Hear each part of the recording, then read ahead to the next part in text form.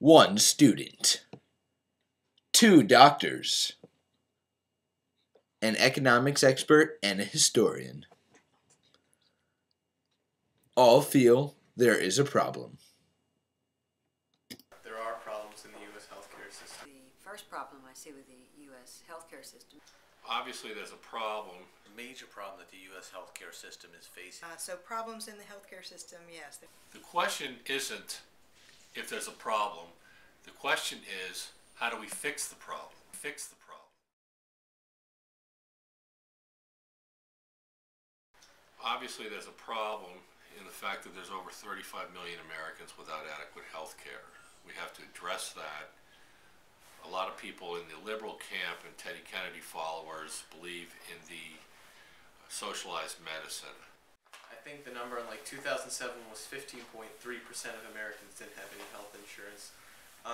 Secondly, health insurance in the United States is very expensive.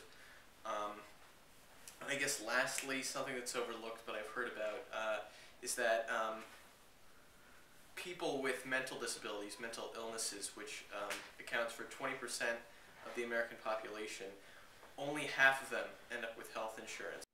I believe that all the citizens in a nation need to have access to health care from the time they're born, because if you have children who are not healthy, they don't grow up to be healthy adults, and they impact the medical system greatly. Some people say, well, just let the government take care of it and have socialized medicine. The problem with that is the government would almost go bankrupt if they tried to pay for health care for the entire population in the way that we use health care now. We would have to make very difficult decisions that Americans have not been used to making, such as who gets health care and who doesn't. Do we operate on a 99-year-old man for a bowel obstruction, which may seem like a simple question? No, certainly not, until that's your grandfather laying there needing surgery. A large segment of the population does not receive adequate health care at all. In this portion of the population, the infant mortality rate is a good testimony to the lack of health care that is provided. The economy grows at about 2 to 3% a year in terms of GDP, which is the gross national product or the gross domestic product, whichever way you want to look at it. Ironically, healthcare costs have grown almost 3 times that amount each year. Even in down years, even in recession years where you think that the healthcare costs would slow, they haven't. Economists would call that inelasticity. In other words, the demand did not decrease due to price increases. Another problem with healthcare nowadays is the litigation that goes on between doctors and attorneys, which everyone talks about ad nauseum. But other than malpractice insurance, which gets very expensive, you also have defensive medicine, which is a huge problem, where doctors are pressured to order tests that may seem unnecessary, but in order to protect yourself, you feel you have to order them, so it increases the cost of healthcare unnecessarily. One other thing that has to be stopped are these frivolous lawsuits that these attorneys bring on just to inflate the possible legal ramifications of some minor accident or something of that sort, or to go after doctors for some frivolous reason.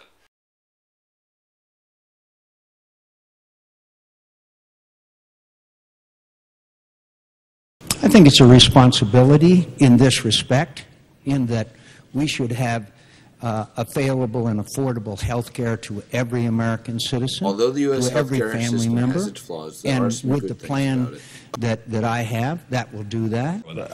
I think it should be a right for every American, in a country as wealthy as ours, for us to have people who are going bankrupt because they can't pay their medical bills.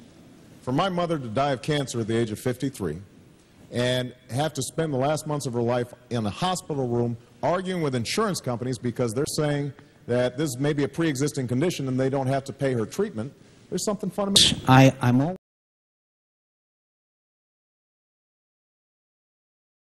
We have a low infant mortality rate. I think lowest in the world.